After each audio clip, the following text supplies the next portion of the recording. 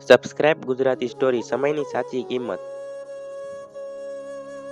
સૌરાષ્ટ્રના એક શાંત અને સુંદર ગામમાં હર્ષ નામનો એક યુવક રહેતો હતો. હર્ષ હોશિયાર હતો, સપનાઓથી ભરેલો હતો, પણ એક મોટી ખામી હતી.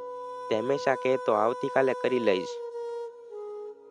સમય તેના માટે બહુ સસ્તો હતો. તેના પિતા એક નાનકડા દુકાનદાર હતા.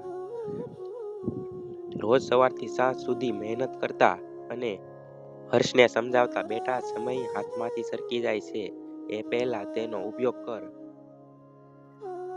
હર્ષ સ્મિત કરીને વાત ટાળી દેતો. ગામમાં દર વર્ષે એક મોટો મેળો ભરાતો. આ વર્ષે નવી યોજના હતી. યુવાનો માટે એક સ્પર્ધા રાખવામાં આવી હતી. જે વ્યક્તિ ગામ માટે શ્રેષ્ઠ વિચાર રજૂ કરશે તેને શહેરમાં ભણવાની સ્કોલરશીપ મળશે. હર્ષને લાગ્યું, હું તો આ સહેલાઈથી જીતી લઈશ.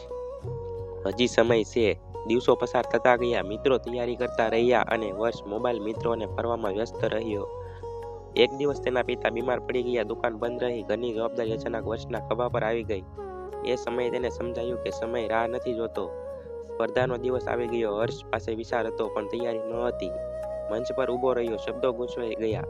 સામે તેના મિત્ર રવિએ આત્મવિશ્વાસ સાથે પોતાનો વિચાર રજૂ કર્યો. આખું ગામ તાળી વગાડવા લાગ્યું. પરિણામ જાહેર થયું.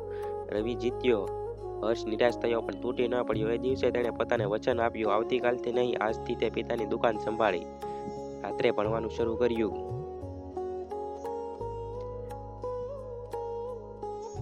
સમયનું આયોજન શીખ્યું. મહિના પસાર થયા. હર્ષમાં બદલાવ આવ્યો. લોકો તેની મહેનત જોઈને પ્રભાવિત થવા લાગ્યા. એક વર્ષ પછી ફરી સ્પર્ધા આવી. આ વખતે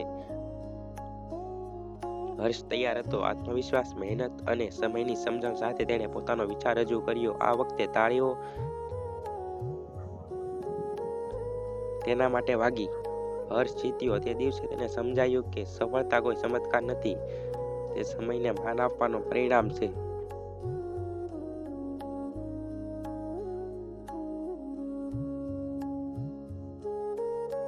સંદેશ: સમય આપણા માટે અટકતો નથી, પરંતુ આપણે સમયને સાચી દિશા આપી શકીએ છીએ. આવતીકાલે કહેશો તો સપનાઓ દૂર જ રહેશે. આજથી કહેશો તો સપનાઓ તમારું સરનામું શોધી લેશે.